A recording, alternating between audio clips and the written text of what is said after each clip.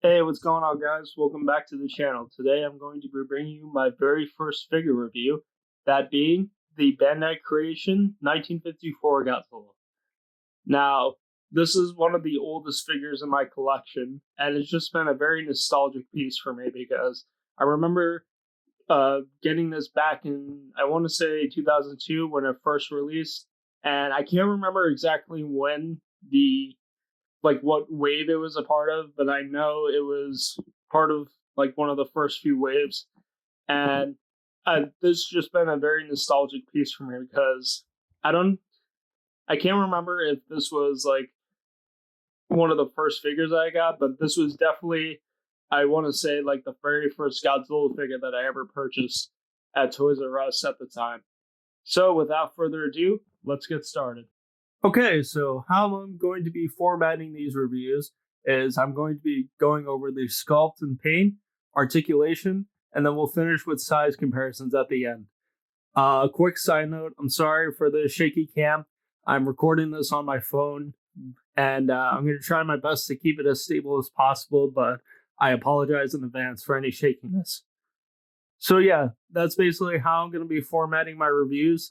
And for the most part, like the more figure reviews I do, like obviously we have like the SH Monster Arts figures that have like a lot of articulation. We also have like the like Transformers that come with like accessories and they also transform. So once we get to those, we'll incorporate more. But for right now, the previously points that I mentioned are what are going to be pretty much how I'm going to format it. So, starting up with the face sculpt, it's overall really solid. Now, one thing that you'll notice about this figure is that it does a fairly decent job representing the overall 1954 sculpt. Like, there's some things that are a little off about it. Like, for one thing, getting a closer look at the eyes, obviously you can tell that they're straight, where as like the 54 suit has like the crooked googly eyes. But I will say is definitely a very nice defined brow. Very nice uh detail on the mouth. The teeth are painting on because it's pretty much like a solid like vinyl chunk and then you paint the teeth individually. Got a nice dump there. The tongue looks really nice too. It has a really nice candy red, I kind of want to say. But yeah, like especially comparing it to the side by side images of the suit, you could definitely tell that the there's definitely noticeable differences. But yeah, like I said, overall this figure does a really nice job capturing the overall aesthetic of the 1954, where you have like, they have very nice defined pointy head sculpt where you see like where the scales and like the suit folds start to come into play. Moving down the rest of the body, you can see the neck is really well defined with all the tree bark like skin creases and folds. The chest has this nice little protruding detail right here, as you can see. Arms look really good overall. And obviously, this figure is pre-owned, so I've had this for quite some time now, and you can definitely tell that the paint is definitely not as pristine as it once was, because I've definitely been bashing this figure around when I was just a young lad. So you can definitely notice all the paint scuffs and the like this arm right here is even missing a it's even missing a finger. I have no clue how that happened, but I think I just noticed it one day. I was like, huh, that's something new. But still really love this figure overall. The other thing too is like going back to the overall like if you're looking for action to the suit, the dorsal plates are definitely not very accurate because they're definitely protruding more. They're bigger, not as small, and they look more. I want to say grayish. I guess it all depends on like what kind of shot you're looking at. But the dorsal plates were definitely, I want to say, not white. They were more of like a grayish tinge tinge to it. And yeah, so that's definitely something that you'll notice when looking at this figure. Like, even though it does like a fairly decent job, like I mentioned, there are some noticeable things that are like, yeah, this figure's kind of like, yeah. Moving down to the rest of the legs. Very nice thick thighs. Got those thunder thighs, if you know what I mean. No, I'm sorry. And then really nice detail shown here. I don't know if my phone's going to be able to pick this up, so I apologize. There you are. But yeah, like, yeah, again, more pink details and scuffs right here. Also, I don't know if this is gonna be able to pick it up too, but this figure is super dusty.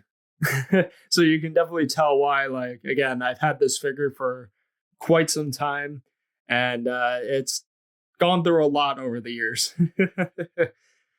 Yeah, but yeah, overall, regardless of accuracy, like, again, I think this figure still really captures the overall aesthetic of the 1954 figure fairly nicely.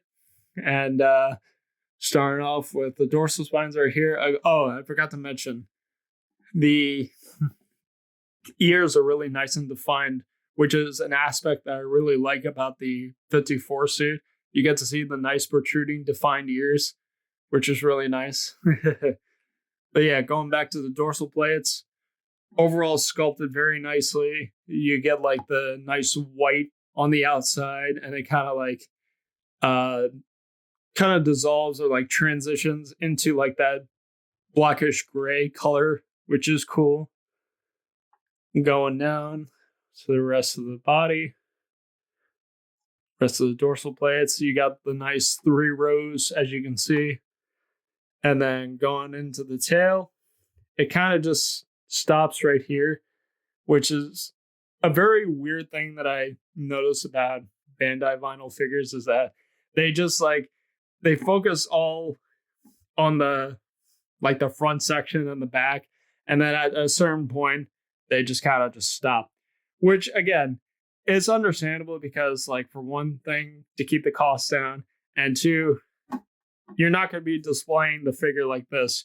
You're going to be having it on your shelf facing forward like this, so it's understandable. But again, it's just something funny that I noticed. It's not even like an issue, it's just something that I kind of laugh at, because it's just like, hey, we did a lot here, now we're just gonna, nah. So that's pretty much it for the rest of the sculpt and detail. Moving into articulation now, something to note about these particular figures is that they're designed in a certain way, and I say that because, like, the only real articulation that you're going to see on these particular figures is just mainly swivels. Like, the arms can move 360, trying to keep this stable while doing it one-handed. As you can see, swivels. And then, I don't know if I'm going to be able to do this, but the legs, legs can move out that far and pretty much go backwards about that far. Now, obviously, you can pretty much get it to move all the way around, but the only reason why I'm not doing this is because I'm holding my phone, and it's kind of hard to do one-handed, but that's really all the articulation you're really going to have. Like, there's nothing at the head, nothing at the waist. There might be something at the tail, but that just depends on, like, the figure. It might have like a glue seal here and there. Now, you can make the argument that, like, oh, it's not meant to articulate, that's just how the figure is made. And to an extent, yeah, because, again, going back to that whole idea of depending on how it's made and who the character is, you might have more swivels here and there. But regardless, it's still cool to have that feature of being able to pose it still. Like, you can get into like some cool poses right here. And yeah, that's pretty much it for articulation. And here's just a quick size comparison with the 54 Godzilla compared next to some other figures you may or may not potentially own on your shelf. So my final verdict on this guy, I really love him. You know, it's just been a really nostalgic piece that I've kept ever since, and I just cherish it wholeheartedly. If you're looking for an accurate representation of the 1954, there's definitely some other options I would lean more towards, like, say, the Japanese vinyl, SH Monster Arts, X Plus, or even the NECA figure. But if you're not really too keen on accuracy, like you don't really care about accuracy at all, you want a nice 54 Godzilla, or just a nice looking figure overall, then I highly recommend picking this guy up if you can. Because, again, I've had this figure for quite some time now, and I don't know how much he goes for, especially in today's world with online shopping sites. But basically, if you can find him for an affordable price, he's definitely a good, solid addition to your collection overall. And yeah, just I really like this guy just for like the overall nostalgic factor, because I still kept him even now, even in today's world. So, what do you guys think? Do you guys own this figure? What's your favorite 1954 figure, or is NECA just more your thing? Please let me know in the comment section below. Don't forget to like, comment, share, and subscribe to this video. And definitely have some more content coming very, very soon with some more figure reviews like this, movie reviews, Q&As, rankings, top 10s, anything like that. And yes, feel free to leave any questions you may desire in any potential future videos, or any of my previous videos for that matter, like this one too. And I will definitely make sure to answer it in a Q&A at some point in the near future. Thank you guys so much for watching again, and we'll see you next time. Take care, guys.